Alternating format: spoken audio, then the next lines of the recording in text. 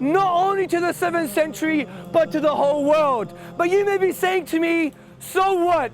Many people may have done this. But the argument is that this man, Muhammad, upon whom be peace, he had a claim. Not only did he do all these amazing things, but he said, I am the messenger of God. I am the messenger of Allah. So as rational human beings, and we're all thinking human beings, we're all intelligent in our own unique way, we all adopt a sense of common sense. We will never cross the road blindfolded. We'll cross the road using our senses. So let's use our minds and approach the claim of Muhammad, upon whom be peace, in this way. So he said, I am the messenger of God. Let's test this out. We know there are 4 options. He was either lying, he was deluded or crazy, he was both lying or deluded, or he was speaking the truth. These are the logical options, and let's work together as thinking human beings to see who Muhammad was. Was he a liar, or was he speaking the truth? The first option, he was a liar. I'm going to argue, to claim Muhammad, upon whom be peace, a liar, is equivalent of claiming that no one on earth has ever spoken the truth. No one.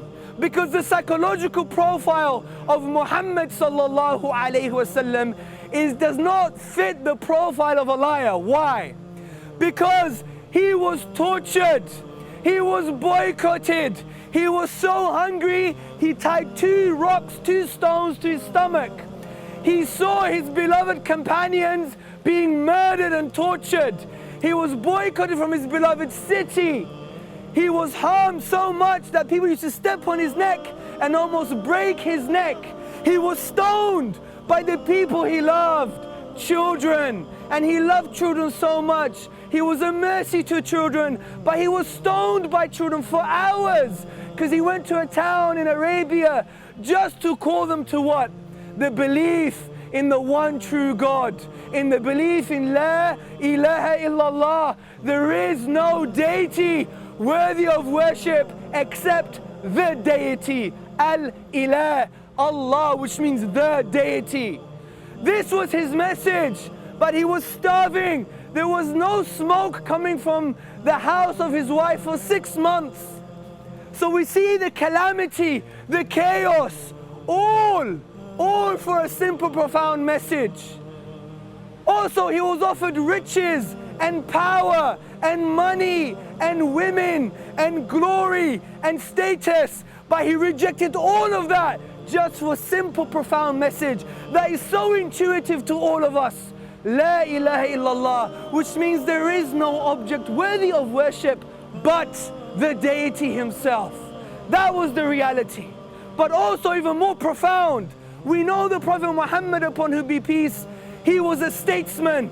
And there were battles, and these battles were to defend the Muslims and the non-Muslims. Because under the Medinan state, we had to protect everybody within that state, even the non-Muslims. This is why the Prophet Muhammad, upon whom be peace, said, whoever harms a non-Muslim under our protection harms the Prophet himself. So when he was fighting in the Battle of Hunain, the thousands of arrows were coming and his companions had to inevitably almost retreat. He still marched forward and he said, I am the messenger of Allah and I am not a liar. Look at the bravery. Does this befit the profile of a liar? Does this fit the profile of a liar? No, it doesn't. And this is why, if this is true, then we could never claim he's a liar. To claim Muhammad a liar, upon him be peace, is to claim no one has ever spoken the truth. Because no one has done all of this just for a simple, profound message. To reject Muhammad, upon whom be peace, is rejecting your own mother. Because the only reason you know your mother is your mother is because she told you, your dad told you, and your family told you. Testimony. But we have the testimony of history that's far more profound and has far more implications that says this man could never have been a liar. Let's go to the second option. He was deluded or crazy. Well, how can we say this man is deluded or crazy? Let's first go to his teachings. Are his teachings the product of a deluded man? He said, upon whom be peace, there is no harming and no reciprocating of harm. He said, you will not truly believe unless you love for others what you love for yourself. He said, if you put kindness or compassion in something, it elevates it. If you remove compassion and kindness, it degrades it. He also said that we must be just. He said, اتقوا الظلم فإن الظلم ظلمات يوم القيامة, which is the Arabic, and the English is, be conscious of oppression. Be conscious of injustice, for it's going to be darkness on the day of judgment. The Prophet Muhammad, upon whom be peace, he gave us an amazing economic theory that has transcended communism, socialism, liberalism, neoliberalism, libertarianism, utilitarianism, all the isms and schisms and the mirages that we chase in the political desert.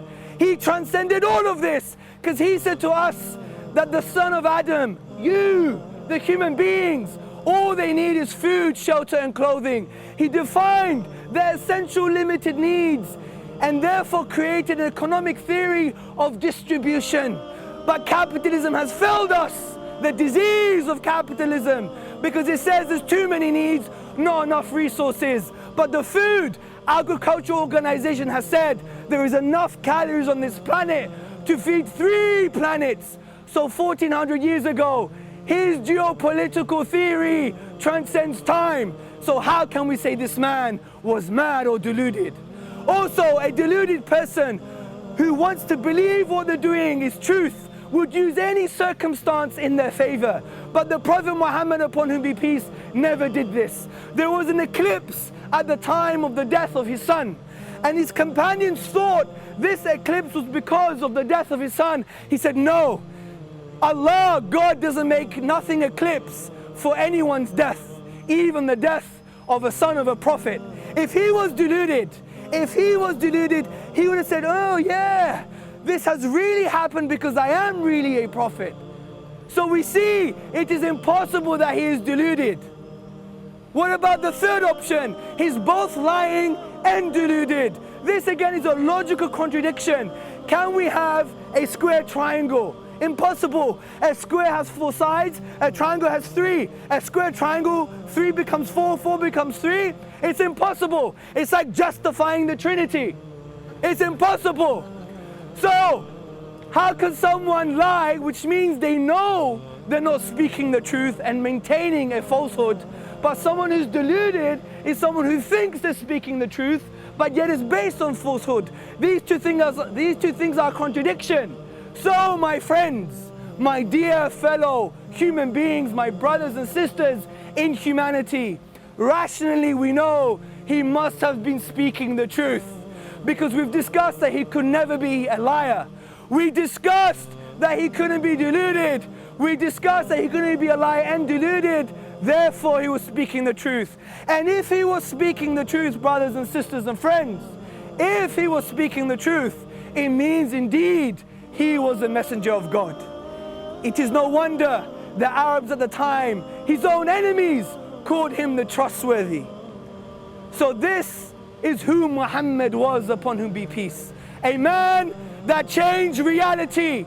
A man that you may not believe in, but he's affected all your lives in a profound way. Someone give me the name. Trevor, Kevin, do you know Muhammad changed your life in a way that you don't even know? Have you used a computer before? Have you been to court? Yes. Have you gone to science class at school? In all these ways, Muhammad changed your life. Do you believe in tolerance?